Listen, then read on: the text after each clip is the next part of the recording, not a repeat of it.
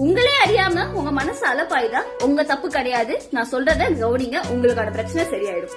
சரிங்களா? ஒருத்தர் ஒரு பொண்ணு சின்சியரா லவ் பண்ணி கல்யாணம் பண்றாருங்க. கல்யாணம் பண்ணதுக்கு அப்புறமேட்டு அந்த பொண்ணுக்கு 2 குழந்தை பிறந்ததுக்கு அப்புறமேட்டு அந்த பொண்ணு அவரோட கண்ணுக்கு அழகா தெரியல. ரொம்ப சின்சியரா லவ் பண்ணி கல்யாணம் பண்ண ஜோடிங்க தான். ஆனா பாக்குற மத்த பொண்ணெல்லாம் திடீர்னு அவர் கண்ணுக்கு அழகா தெரிய ஆரம்பிக்குது. ஐயோ, நம்ம ட்ரஸ்ட் வர்த்தியா இருக்கோம், நம்ம லவ் இருக்கு, நம்ம இவ்வளவு கஷ்டப்பட்டு அவ்வளவு அழகா காதலிச்சு அவ்வளவு போராட்டத்துக்கு அப்புறம் கல்யாணம் பண்ணமே, இப்பயே நம்ம கண்ணுக்கு இவ அழகா தெரியல, இது தப்பாச்சே நம்ம தாட்டுன்னு குடுகுடுன்னு ஓடி போயிட்டு ஒரு பெரியவர்கிட்ட அவர் கேக்குறாரு.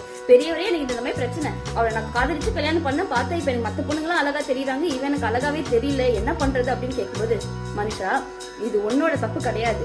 சரியா? நான் ஒன்னு சொல்றேன், இதுதான் மனித இயல்பு, அதனால நீ பயப்பட தேவையில்லை. நான் சொல்றத நல்லா கேட்டுக்கோ. இப்போ மத்த பொண்ணுங்களும் அழகா தெரியுறாங்கன்னு சொன்னல, மத்த பொண்ணுங்களை நீ இதே மாதிரி காதலிச்சு கல்யாணம் பண்ணாலும் ஒரு ஸ்டேஜுக்கு அப்புறமேட்டு அவங்களும் உனக்கு போர் அடிச்ச மாதிரி தான் தெரிவாங்க. ஏன்னா இது இயல்பு தான். வெளி தோற்றத்தை பார்த்து நீ ஏமாறாத. நான் ஒன்னு சொல்றேன், இதே மாதிரி போயிட்டு இருந்தது அப்படின்னா ரோட்ல போற நாய்க்குட்டி கூட உன் கண்ணுக்கு ஒரு ஸ்டேஜ்ல பொண்ணு நாய் கூட ஆன்ற மாதிரி அழகா தெரிய ஆரம்பிக்கும். மனுஷ இயல்பு. ஆனா உடனே உனக்கு இந்த மாதிரி தாட் வரும்போது நீ என்ன ஞாபகம் வச்சுக்கணும் அப்படின்னா, நீ பாக்குற மத்த பொண்ணுங்கெல்லாம் இருக்காங்க பத்தியா, அவங்கதான் ஒரு பட்டாம்பூச்சி மாதிரி. புரியுதா? ஒரு பூல உட்கார்ந்து அந்த பட்டாம்பூச்சி என்ன பண்ணும், அதோட தேனை ஃபுல்லா அது குடிச்சதுக்கு அப்புறமேட்டு அடுத்த பூவை தேடி போகும். ஆனா தேனி இருக்கு பத்தியா, அது உருவம் பாக்குறதுக்கு தான் ஒரு மாதிரி இருக்கும்.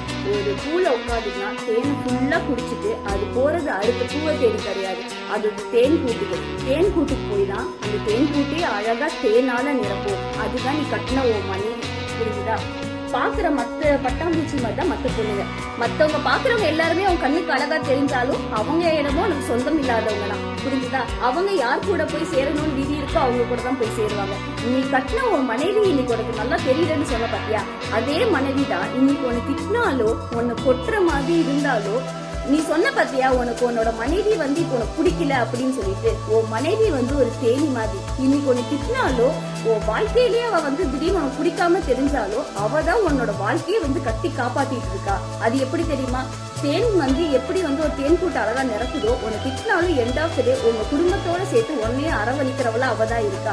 அதெல்லாம் நீ உன் மனசுல யோசிச்சனா உனக்கு எந்த பொண்ணையும் தப்பா பாக்கணும்னு தோணாது, எது பின்னாடியும் உன் மைண்ட் போகணும்னு தோணாது, எந்த டிஸ்ட்ராக்ஷனும் இருக்காது. குடும்பத்தை கட்டி காப்பாற்றுற உறவான தேனியை ஃபுல்லா நேசிக்க ஆரம்பி. புரிஞ்சுதா?